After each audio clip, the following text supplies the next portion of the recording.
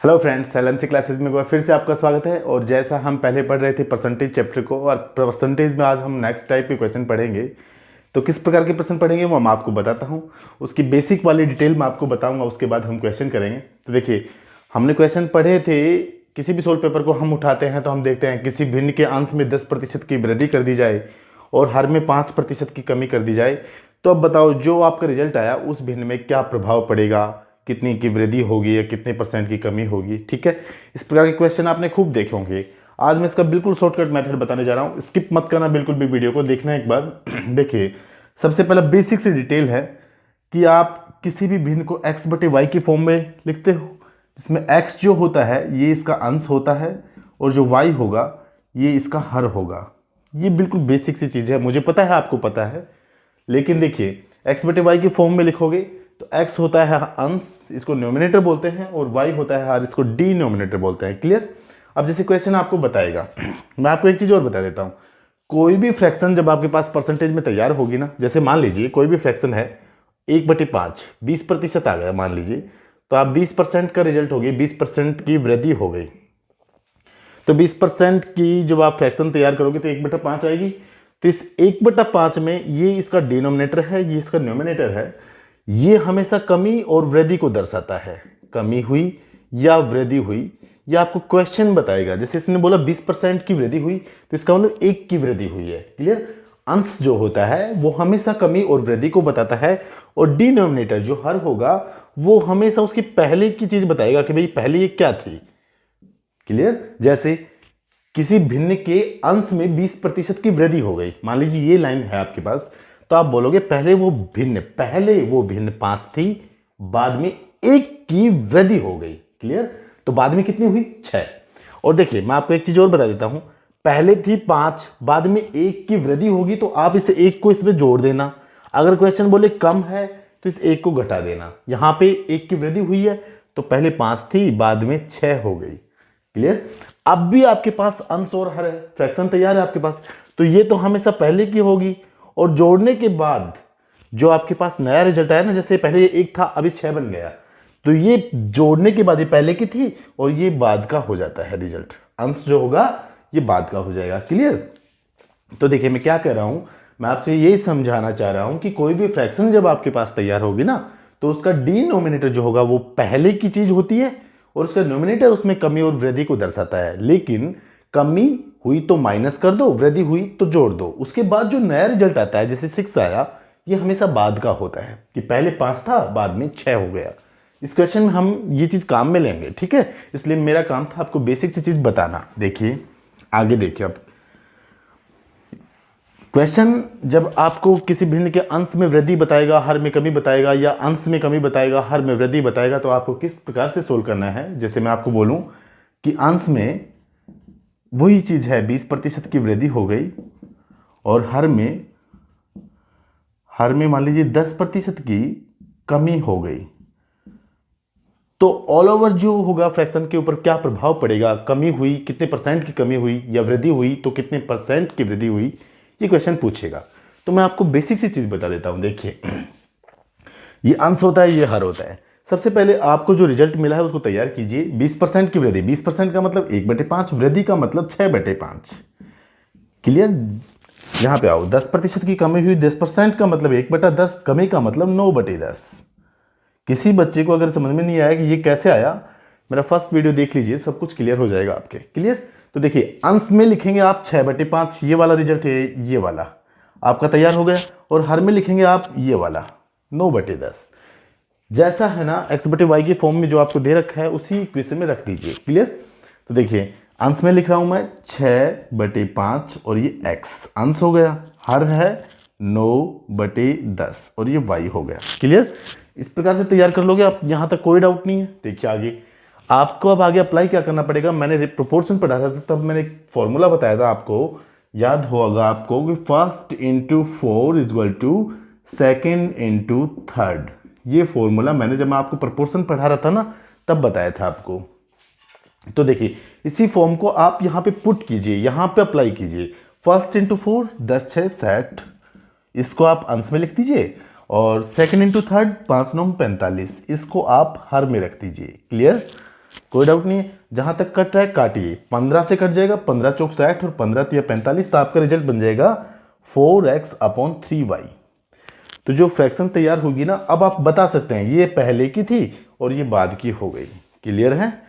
तो देखो कितने परसेंट की वृद्धि हुई या कितने की कमी हुई, जो भी है, पहले 3 थी बाद में 4 हुई, ठीक है, तो वृद्धि हो गई कितने की, 1 की। परसेंटेज निकालने के लिए गुणा 100 किससे हुई है, 3 से 4 हुई है। कंपेयर जिसके साथ की जाती है वो डिवाइड पोर्शन में रखा जाता है, तो 3 से 4 हुई है। ये अपने आप से आप क्वेश्चन कर लिया करो, 3 से 4 हुई, जिसके साथ भी से वर्ड लगे ना, 3 से 3 के साथ लगा तो उसको हमेशा कंपेयर वाली वैल्यू को डिवाइड पोर्शन में रख दो, आपका रिजल्ट आ जाएगा 100/3 का मतलब 33 सही 1/3% की उस फ्रैक्शन में वृद्धि हुई है। क्लियर? कोई डाउट नहीं है। चलो अब इसको मिटा देते हैं और अब क्वेश्चन करेंगे हम। देखो ज़्यादा नहीं, छोटा सा वीडियो बना रहा हूँ, आगे तो आप उड़ा दोगे, क्वेश्चन तो आपके पास भी बहुत मिल जाएंगे, मेरा काम आपको सिर्फ समझाना होता है, ठीक है। अब देखिए कंटेंट अच्छा होना चाहिए, चाहे कम हो, मैं क्वेश्चन आपको कम करवाऊंगा लेकिन चीज़ें बहुत सॉलिड दूंगा आपको, ताकि आप कोई भी पेपर उठाओगे तो डेफिनेट उस पेपर का कोई भी क्वेश्चन, इस टाइप का क्वेश्चन रुकेगा नहीं। देखिए जैसा कि आपका पहला क्वेश्चन है, एक भिन्न के अंश में 50% की वृद्धि कर दी जाए और हर को 40% कम कर दिया जाए तो भिन्न में कितने प्रतिशत की वृद्धि या कमी होगी, यह आपसे पूछ रहा है, ठीक है। तो देखिए अब ये x/y ये काम मेरे को समझाना था आपको मैं बता चुका हूं, अब आपको सिर्फ फ्रैक्शन तैयार करनी है। क्लियर? देखिए किसी भिन्न के अंश में 50% की वृद्धि, ये लो अंश जो होगा उसमें 50% की वृद्धि हो गई, हर में ये लो, हर में क्वेश्चन बोल रहे हैं 40% की कमी हो गई। तो ऑल ओवर रिजल्ट पूछ रहा है कि जो फ्रैक्शन हुई ना, सॉरी जो भिन्न है आपकी, हाँ, उसमें कितने प्रतिशत की कमी होगी या कितने परसेंट की वृद्धि हो गई। आपको मैंने बहुत अच्छे से समझाया कि कोई भी फ्रैक्शन जो होती है x/y की फॉर्म में होती है, बार बार बताने की जरूरत नहीं है। सबसे पहले यहाँ से अपना तैयार कर लीजिए, 50% का मतलब 1/2, वृद्धि हुई इसका मतलब 3/2। क्लियर? ये आपका अंश वाला। 40% की कमी हुई, 40% का मतलब होता है 2/5, कमी हुई इसका मतलब होगा 3/5। ये आपका हर वाली चीज हो गई। क्लियर? अब इसको आप x/y की फॉर्म में रख दीजिए, क्योंकि कोई भी फ्रैक्शन जो होती है x/y की फॉर्म में होती है, तो ये x वाली वैल्यू, अंश वाली वैल्यू 3/2 और हर वाली वैल्यू आप बटे 3/2 x की फॉर्म में, और डिवाइड बाय 3/5। अब आपको क्या करना है, फर्स्ट इंटू 4, 3 5 जा 15, 3 5 15 और 2 3 6, ये लीजिए, ठीक है। काटो, जहां तक कट है काट दीजिए, 3 दूनी 6 और 3 5 15, तो आपका रिजल्ट बन गया 5/2।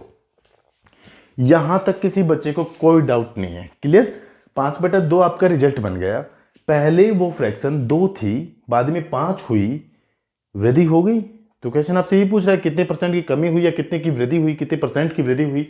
तो डेफिनेटली इसमें फ्रैक्शन पे क्या असर पड़ेगा, वृद्धि होगी। कितने परसेंट की ये पूछा आपसे, तो देखो पहले 2 से 5 हुई है, तो कितने की वृद्धि हुई है, 3 की। 2 से 5 हुई, 2 से 5 हुई है ना, कितने की वृद्धि हुई, 3 की। इनका डिफरेंस 3 की वृद्धि हुई, परसेंटेज निकालने के लिए गुणा 100 और बटे 2 से 5 हुई है, से किसके साथ आया, 2 के साथ, डिवाइड बाई 2।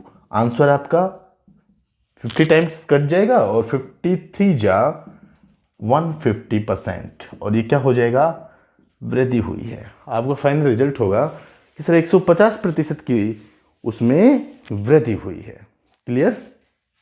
देखिए मिटा देता हूं मैं इसको। मैं बार बार यही कहता हूं कि देखिए आप कोई भी सोल पेपर उठा लो भैया और आप उड़ा दोगे इन प्रश्नों को, बस आप करते चलो, ठीक है, प्रैक्टिस करते चलो। अब देखिए दूसरा क्वेश्चन मैं थोड़ा सा अलग ले रहा हूं, जिसमें आपको x/y लिखना पड़ेगा, जैसे मैंने आपको समझाया था बेसिक से, जब मैंने आपको बता रहा था ना, उसी तरीके से, क्योंकि उसमें कुछ अलग है। देखिए एक भिन्न के अंश में 25% की वृद्धि तथा हर में 20% की कमी। अंश जो है उसमें 25% की वृद्धि और जो हर है उसमें 20% की कमी कर दी जाए तो वह 5/4 हो जाती है। तो मूल भिन्न क्या थी? देखिए, तो वह हो जाती है 5/4।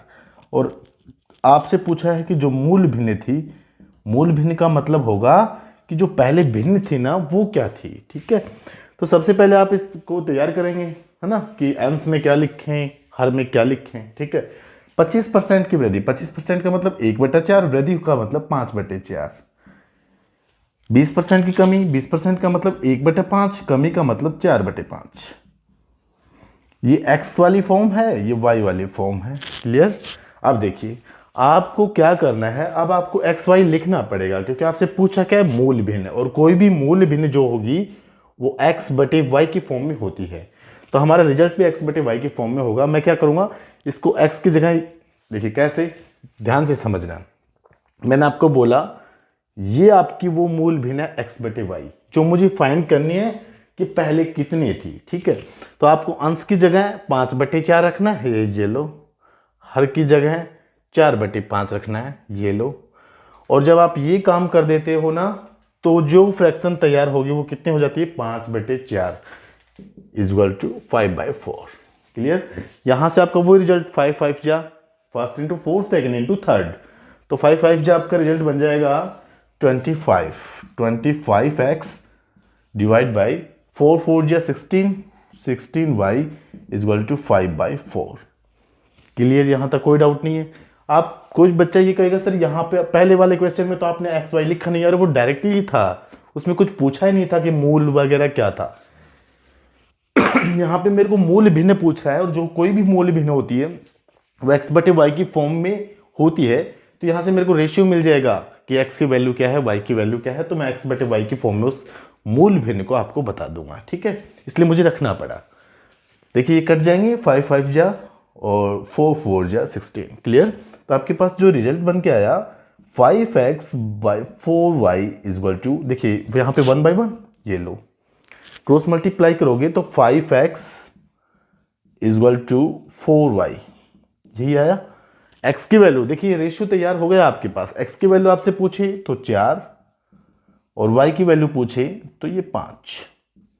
मुझे समझाने की जरूरत नहीं है, बराबर के जस्ट देखो आगे क्या है। x की वैल्यू 4, y की वैल्यू 5। आपसे क्या पूछा है कि मूल भिन्न क्या थी? कोई भी मूल भिन्न, मैंने बताया था आपको x/y की फॉर्म में होती है। तो x की वैल्यू 4 है, y की वैल्यू 5 है। यहाँ पे देखो x/y की फॉर्म में वो जो मूल भिन्न थी वो 4/5 थी, और ये आपका फाइनल रिजल्ट होगा। ठीक है, तो कर सकते हो इस प्रकार के क्वेश्चन, कोई डाउट नहीं होना चाहिए। ठीक है, आपको क्या करना है, सोल्व पेपर उठाओ, काफी प्रश्न मिलेंगे इस प्रकार के। ठीक है, मैंने आपको समझा दिया, अब आप कीजिए। जिसमें डायरेक्टली ये पूछे कितने परसेंट की कमी हुई, कितने परसेंट की वृद्धि हुई, उसमें आपको एक्स वाई नहीं मानना, सिर्फ अंश हर में रखो, first into fourth, second into third. ये ओल्ड होता है, जो भी आपके पास रिजल्ट आया first into fourth, second into third के बाद एक फ्रैक्शन तैयार हो जाएगी आपके पास। तो नीचे वाला जो पोर्शन होगा हर वाला, वो ओल्ड का होता है, उसके बाद जो अंश होगा, न्यूमिनेटर होगा, वो न्यू होता है। उसकी कंपेयर कर लेना, आपकी कमी और वृद्धि को पता चल जाएगा। जब आपसे मूल भिन्न पूछ रहा है तो आप इसको x/y की फॉर्म में लिखोगे, क्योंकि कोई भी मूल भिन्न अपने आप में x/y की फॉर्म में होती है, कोई भी फ्रैक्शन x/y की फॉर्म में होती है। ठीक है, यहां से पुट कर देना, कुछ नहीं करना। अंश में जो वृद्धि बता रहा है x में रख देना, जो हर में कमी या वृद्धि बता रहा है उसको y की फॉर्म में रख देना। ठीक है, बीच में डिवाइड है, x/y में रख दिया, इक्वल रख देना, एक्स वाई का रेशियो फाइन हो जाएगा, x/y की फॉर्म में उसका रिजल्ट आ जाएगा। क्लियर?